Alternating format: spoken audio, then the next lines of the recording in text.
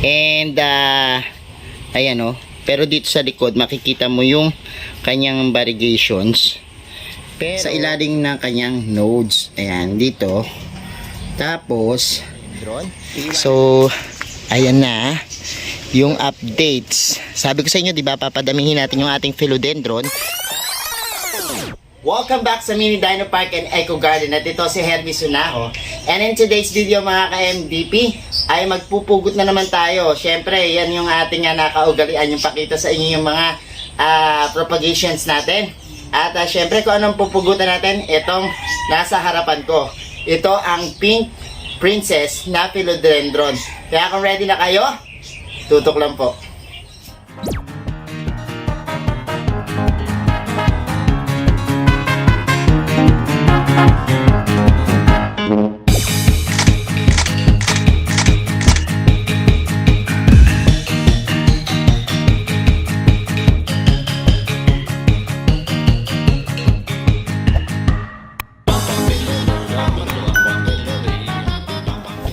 Back! And ayan, pugutan na ang prinsesa. Yan ang sigaw nila. Dahil pupugutan na natin at paparamihin natin itong ating philodendron Pink Princess. Yan. And katulad ng mga previous video natin, kung napanood nyo yung nag-propagate tayo ng Green Emerald and yung ating Jose Bono na lumambot at ating sinave, ay papakita rin namin sa inyo yung updates para makita nyo kung ano na nangyari dun sa ating propagations ng mga philodendron. So ayan, ngayon yung araw na ito, tingnan natin itong Pink Princess at syempre yung ilang care tips dyan sa pag-aalaga nyan. And ito nga, napansin ko na parang napakadalang na nung kanyang pink na variegations. And hindi na masyadong lumalabas, pero nung before, meron siyang lumabas sa kanya yung isang pink na variegations, tapos parang hindi na ulit. Kaya parang I decided na padamihin na lang natin para makita pa natin yung kung ano yung mga surprises ng mga binibigay nitong mga philodendron na Pink Princess.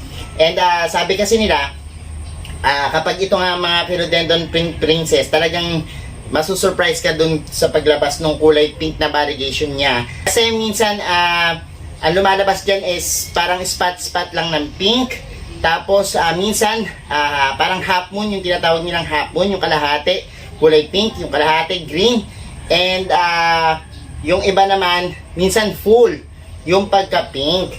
And, titingnan natin, kung ano yung mangyayari. Malalaman nyo rin kung ano yung mga factor na nakaka-apekto kung bakit lumalabas yung mga pink na variegation sa ating philodendron Pink Princess. Ngayon, pupuntahan natin yung ating pupugutan pupugutan talaga, yung ating pupugutan.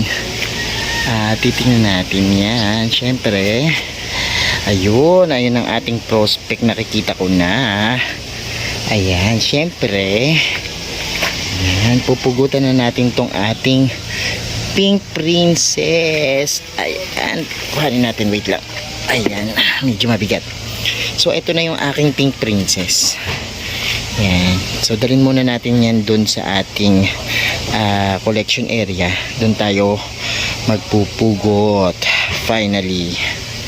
So bago natin pugutan yung ating Pink Princess, titingnan muna natin yung ating kasi maraming nagtatanong dun sa ating updates ng philodendron. So ayan na yung updates. Sabi ko sa inyo, di ba, papadamihin natin yung ating philodendron, tapos bibilangin natin kung makakailan na tayo. And ayan, ang nagawa na natin is tong 6 na Green Emerald. Pero dyan yung mother plants Tapos eto, hindi ko na binidyo, pero yun yung ating Dark Lord. 5 yung na-propagate natin. So totally, meron na tayong 6 na Green Emerald. Tapos meron tayong 5 Dark Lord. And natutuwa lang ako nung pinropagate ko tong Dark Lord natin. Pag hiniwa ko siya, ang ganda ng kulay pink yung pinaka niya. Hindi ko na ipakita, sayang pero ang ganda talaga, kulay pink. Tapos ayan, And ayun, sa may nagtatanong pala nung kung ano na yung update dun sa ating Jose Bono. Tingnan natin ha, wait lang. Ayan, dito tayo sa propagations area. So eto na siya. Actually, ayan, natuyo yung dahon niya. Pero hindi ako kinakabahan. Tanggalin natin yung dahon. Hindi ako kinakabahan sa kanya kasi ayun, may sunog din yung kanyang dahon dito. And itong isang dahon na to, medyo may sunog din. Ayan. And pero hindi ako masyadong kinakabahan na baka hindi maging successful yung ating ginawa dun sa ating Jose Bono. Pero tingnan nyo naman, look, kita nyo, meron na pag lumaki yan at bumubuka na tong isa, yung bagong suloy niya dyan.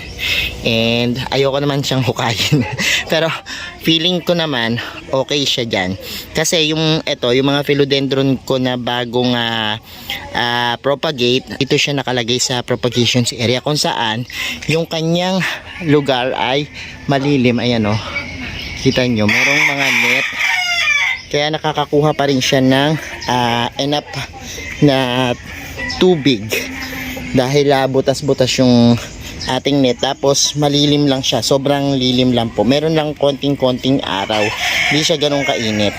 Pero tingnan pa rin natin and update ko pa rin kayo dito sa ating Jose Bono tsaka dun sa ating mga ilan pang propagations ng ating philodendron. So ngayon puntahan na natin yung ating prinsesa, yung pink princess na ating nang pupugutan. Ito na nga yung ating philodendron pink princess. Kung napapansin nyo, napakadalang ng pink niya. And halos wala ng pink. Pero may mga may mga spot siya na nagiging parang white na hindi ko alam Pero eto, parang brown din na mapink-pink. And ayan pero dito sa likod makikita mo yung kanyang variegations. Pero etong mga to, ayan, kasi sabi nila kapag daw itong philodendron ay nagre-revert kapag halimbawang kulang sa araw. And yan yung malaking factor kung bakit nagiging kulay pink yung kanilang dahon. Itong kasing pink princess ko, medyo nilagay ko kasi takot ako before, talagang medyo malilim yung kinalalagyan niya. And yun yung pagkakamali ko kasi dapat pala ito ay makakuha ng siguro morning sun man lang, yung hindi mainit-init na araw, hindi yung matinding sikat ng araw yung morning sun lang talaga. And pero nasa bright naman to, bright na shaded na area, kaya lang parang kulang pa din siguro yung sunlight sa kanya. And napansin ko medyo malaki na siya. And itong ating pink princess, magkano bibili ko dito? 12,000 yata. Oo, mga ganun, 12,000 to 15,000. Hindi ko na ma-recall at ayoko nang pangarapin pang alalahanin. Kasi minsan ganun, hindi ko na inaalala yung presyo Pero dun lang naglalaro yung presyo. Nung nabili ko to siguro right after ng pandemic yun, that time. And hindi ganito kalaki. Pero tsaka yung pink niya, meron siyang parang half moon na pink na parang wala na siya, nasira na yata. I don't know kung ito yun or something.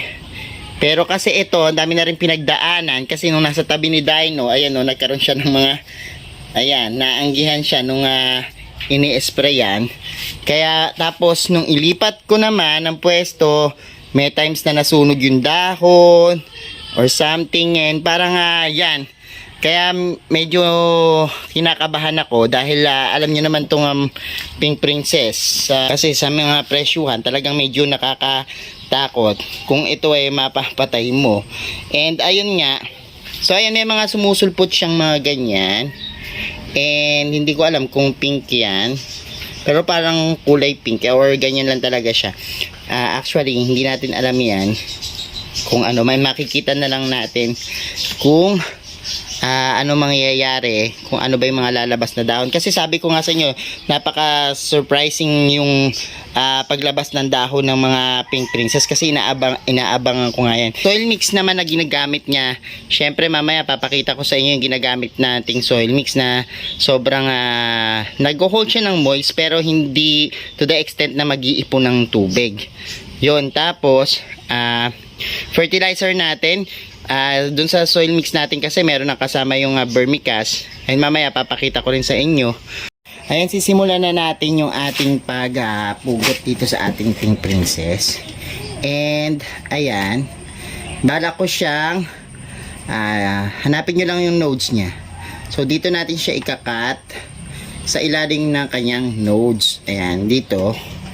Tapos iiwanan natin tong dalawang dahon. So yan, ito natin siya, or pwedeng dito na lang, dito siguro yan. So dito kasi masyadong maliit pag dito. So dito na lang siguro natin siya ikakat. Tapos yan, ikakat natin yung mga matitira. So cut na natin itong ating philodendron na Pink Princess. Ayan.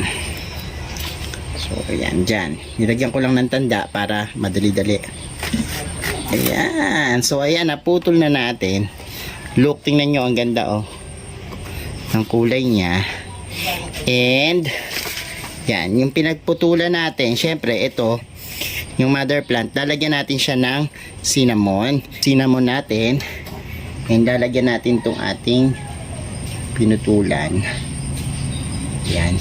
Pwede naman siyang i-leave na lang at hayaang matuyo. Kaya lang, ako, mas gusto ko na nilalagyan itong cinnamon para safe siya at mabilis matuyo. Kasi, kapag nababasa, yung mga ganito, nabubulok. Pinapasok ng tubig. Kaya, gusto ko maghilom kagad yung kanyang sugat. Ikakat naman natin tong yan yung naputol nating philodendron. Ilang kaya yung makakat natin dito? So tingnan natin kung ilan. And ayan, siguro dito na lang. Hanapin nyo yung nodes kasi importante na sa ilalim ng nodes kayo mag-cut. So cut na natin dito sa ilalim ng nodes. Yan. And then ito naman susunod ay dito naman natin siya ikakat sa ilalim nito. So ayan, yung tanda. So ayan. Tapos next is ito namang isa, cut. Yan. So yan, ito na, meron na tayong apat na Pink Princess na ipopropagate natin. So kukuha na tayo ng paso para yan, maitanim na natin to. Pero lagyan muna natin siya ng cinnamon, yung mga sugat-sugat niya, katulad ng ginagawa natin before na nilalagyan natin ng mga cinnamon powder. Itong ating Pink Princess. Alam mo, excited na ako talaga magparami nitong Pink Princess kasi nga, di ba yung presyuhan nito ang mahal. And ayan, nakat ko yung dako, no. Sorry naman sa Pink Princess, hindi ako nag-iingat. And ang laki kasi ng kutsilyo ko. Dapat pala ang ginamit ko na lang cutter, ano, kasi bagong bili ko tong kutsilyo. Ayan, yun yung ginamit ko. Dapat pala mas maliit. Pero okay lang yan. Ayan na nangyari na eh. Wala na tayong sisihan. So ayan nga. And eto, next is ito naman. Tapos lagyan din natin to baba. Ayan. Tapos ito naman yung pinaka top cut natin. Lagyan natin yan. And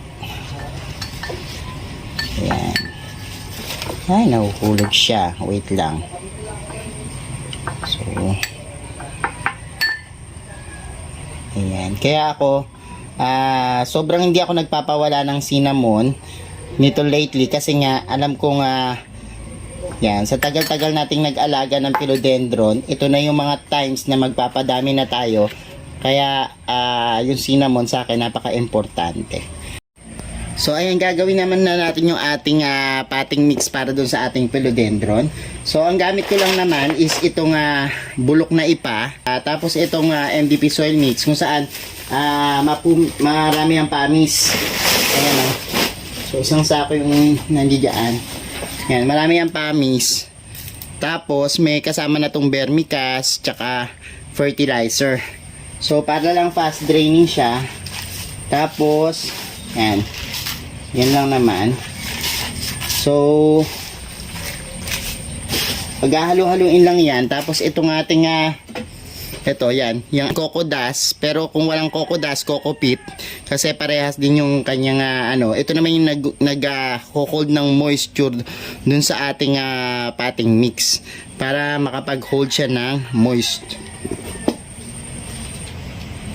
Yan. Tapos ilalagyan ko ng ito, yan, ng coco cubes para yung yung hangin niya makapasok dun sa kanyang potting mix. Yan, halo-haluin mo lang yung mga yan. Paghalo-haluin mo lang, tapos mararamdaman mo naman kasi kung yan, kung okay yung potting mix mo kasi buhaghag siya. Yan, buhaghag at hindi compact. Pag ganyan na yung kanyang texture, okay na yan.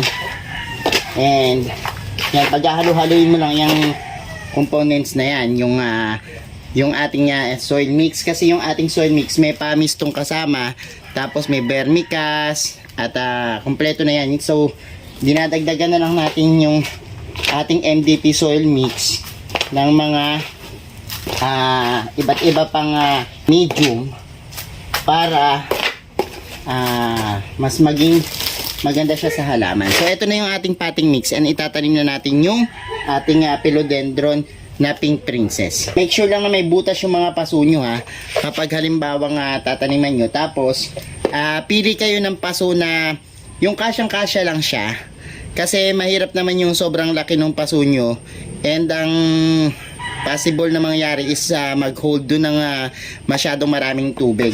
So pili lang kayo ng paso na talagang angkop lang doon sa inyong halaman. Pwede nyo naman siyang ilipat halimbawa alangan na siya doon sa kanyang paso. Halimbawa lumaki na. And ayan, ngayon lagyan muna natin ng coco cubes itong ating. So ako, ginagawa ko, nilalagyan ko muna siya ng coco cubes. Ayan, yung pinakailalim niya, nilalagyan ko ng coco cubes. Tapos lagyan ko siya ng lupa. Yan, lagyan natin siya ng lupa. Tapos palagay na tayo ng lupa. Gagawin natin is gagamit tayo ng coco fiber naman. Tapos ayan, babalutin lang natin siya. Ayan. Tapos ayan. Tapos ilalagay na natin siya. Tatakloban na natin siya dito.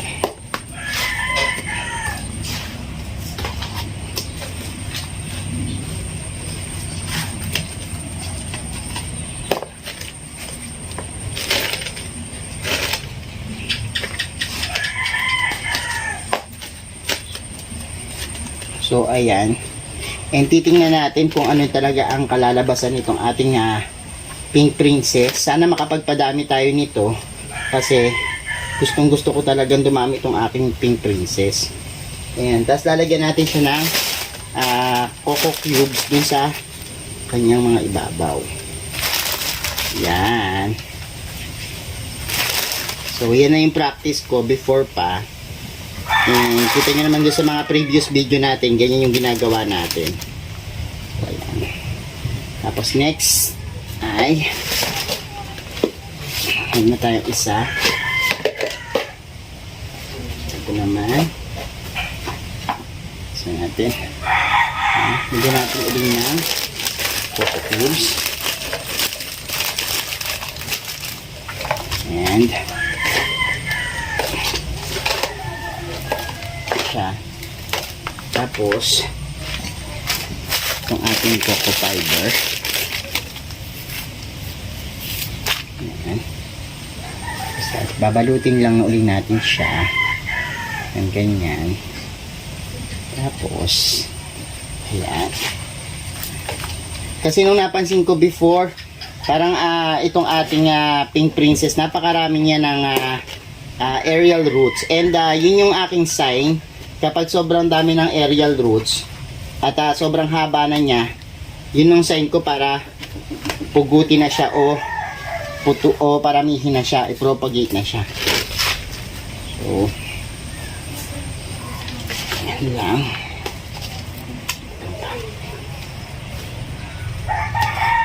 Yan. Tapos, tagayin natin siya ng coco cubes sa ibabaw.